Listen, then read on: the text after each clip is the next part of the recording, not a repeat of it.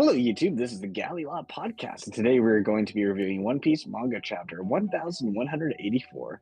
We're all bones when we die. I'm Akainu Fanboy, the other guy's Geboss. Please like and subscribe, leave your thoughts below on our chapter. On the chapter and on our review. And so, yeah, we started off with this cover story right here, where we see the emu symbolism of the jellyfish.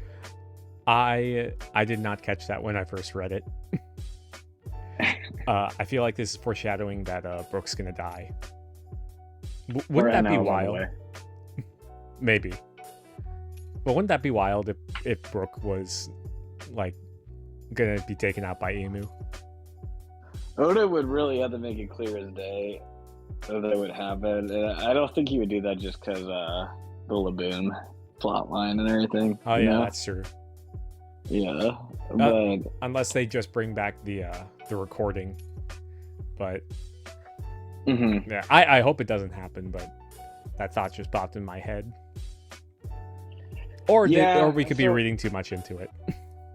Maybe, but I am just kind of getting to this point though where it's interesting the amount of emphasis that Oda is putting on Brooke here, because it looks like this flashback might be more than 2 or 3 chapters now, you know, which I kind of find pretty fascinating that he's giving another flashback to Brooke on top of everything else, you know? Yeah.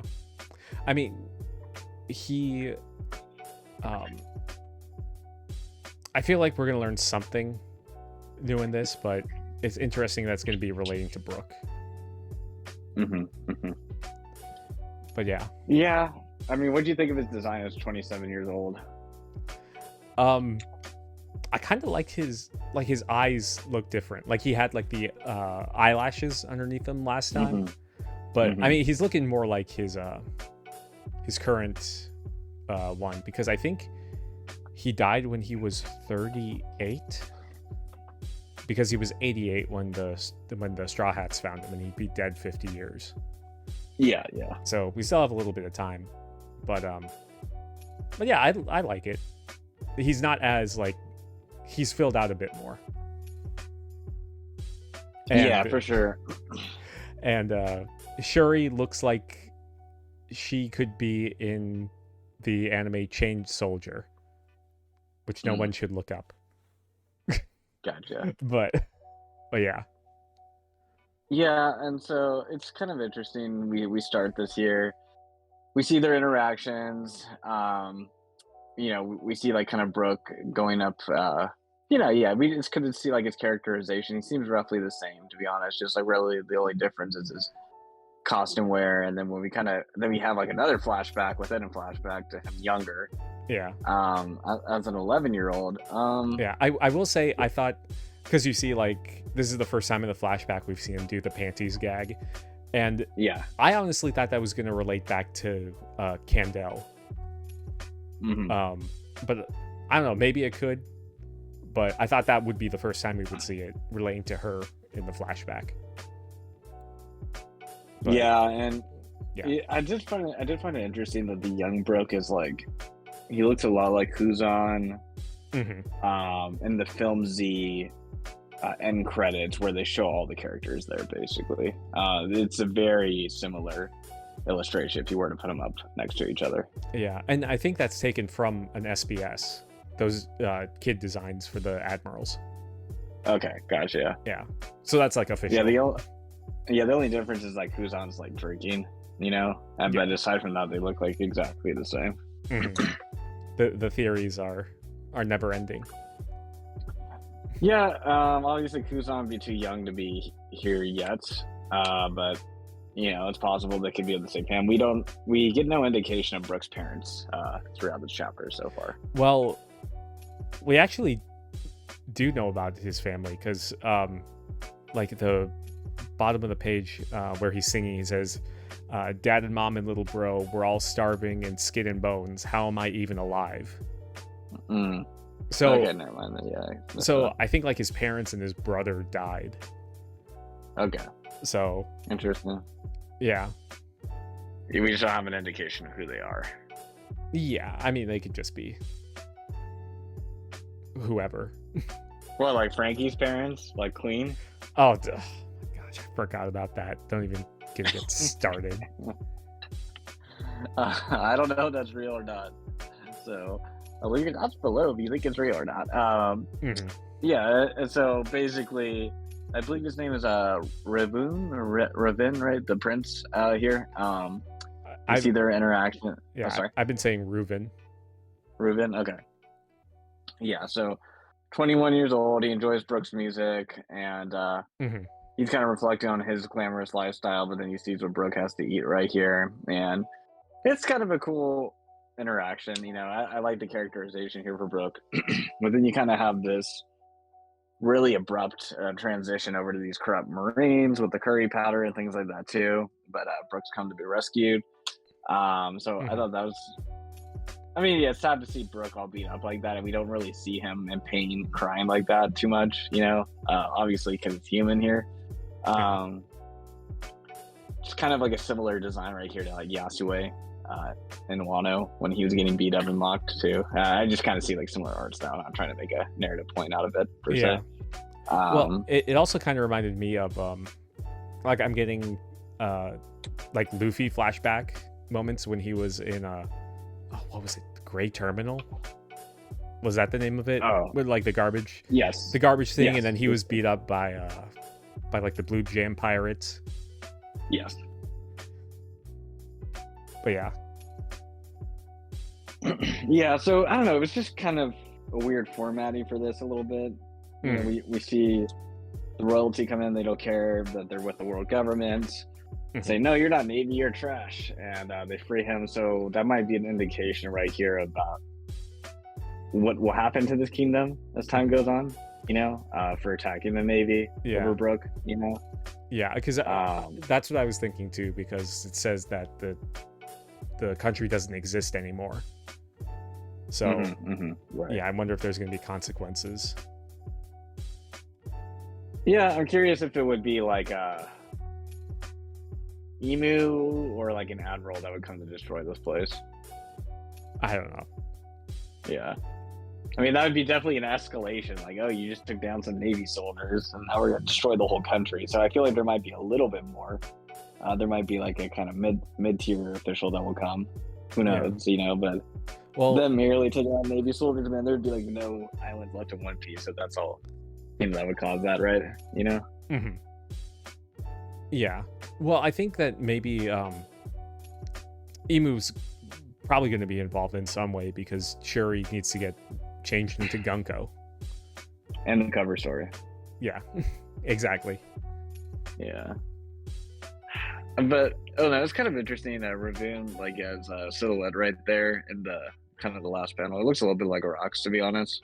Again, I don't know if that's intentional, if that's a narrative point, but it was just kind of interesting to see. He just looks kind of similar to that lineage and everything. You think he's part of the Davy clan? It's a possibility. It's definitely a possibility. Maybe. I've seen that could. Yeah. It could explain why the island's not there for that reason. Maybe. But I've seen people say that like he's based off of Ludwig von Beethoven. So like his hairstyle's kind of like in that vein. Like if you look at pictures of Beethoven. Yes. So maybe it's that, or maybe it could be both. Yeah. Porque no las dos. I mean, well, didn't Emu say something to the effect of, I thought you were wiped out, like way back when?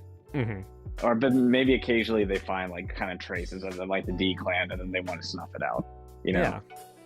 Yeah, that could be, because like this is like an earlier point, like we were saying last week, that this is like an unexplored time period from the that we're not skipping over, like with Harald's flashback.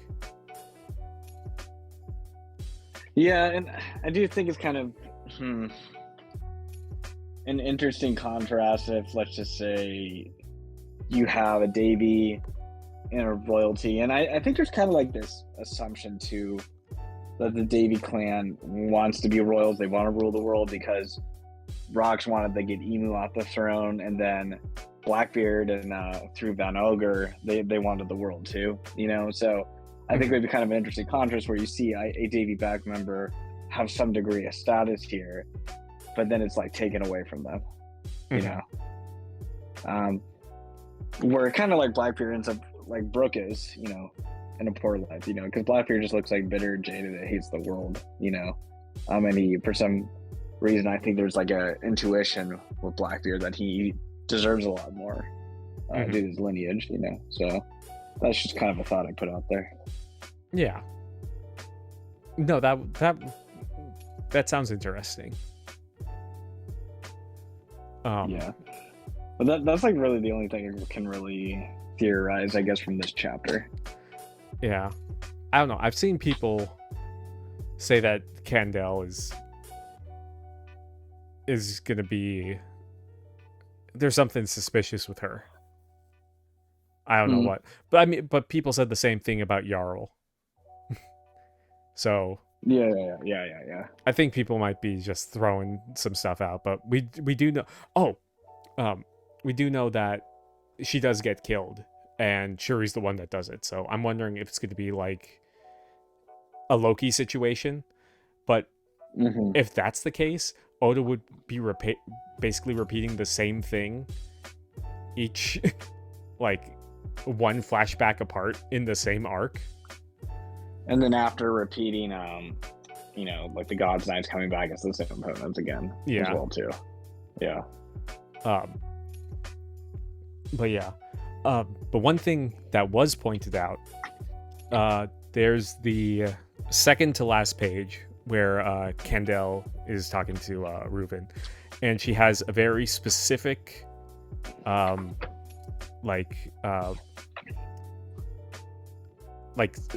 effect by her legs. Do you see that? Like in that second last, in that stylization where it has like the info card for her. Yeah. So yeah, I'll look it up. But yeah. Yeah. People have pointed out that Oda has only ever used that specific styling for one other character in the series, and it's Mihawk. Interesting. Yeah. So I'm wondering if she's potentially like the strongest swordsman at this current time period. So because like it was, I think it was last chapter, it was pointed out that she was like a really skilled swordsman. So how would Shuri take her down? It could be something like with Herald, with like sacrificing, or Emu potentially takes over, because we know that Gunko becomes a God's Knight, and maybe Candel can't bring herself to fight against her daughter or harm her. But that's just spitballing theories. Yeah, there's then wasn't there like that weird connection theory between Emu and Mihawk too, with the eyes and all that? Yeah. So that'd be kind of an interesting way you could connect that in here if she does have relation to Mihawk. Yeah. But I mean, Mihawk's probably, I think Mihawk's around the same age as Shanks, which is only like 40 years old.